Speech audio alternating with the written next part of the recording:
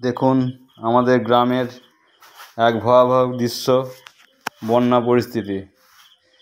এগুলো একতলা বাড়িরটা পুরো নিচেটাই ডুবে আছে, দেখতে পাচ্ছেন আপনারা। পুরো চাষের জমি ফুল নষ্ট, সব ভেতরে যে যত এই জলটা দেখতে পাচ্ছেন পুরোটা চাষের জমির ওপর দিয়ে বইছে, ধান পুরো নষ্ট। এই দেখুন আমাদের গ্রামের মানুষ, এখান থেকেই বোঝা যায় যে আমাদের গ্রামে মানুষ খুব করুণ অবস্থায় বেঁচে থাকে। মানে দেখলে বোঝা যায় যে সুখের নাম জীবন নয়, কষ্টকে করে জীবনযাপন করাটাই হচ্ছে জীবন।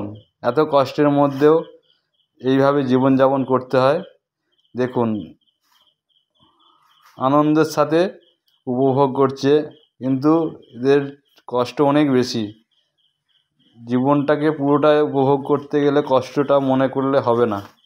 তবুও ডিবিসি কর্তৃপক্ষকে আমরা একান্ত অনুরোধ যে জল ছাড়ার আগে একটু ভেবেচিন্তে কৃষক পরিবারদের জন্য এই ব্যবস্থা আমাদের জন্য করতে হবে। ধান পুরো নষ্ট, মানুষ আজ অসহায়, তা সত্ত্বেও আমরা বেঁচে থাকার চেষ্টা করছি।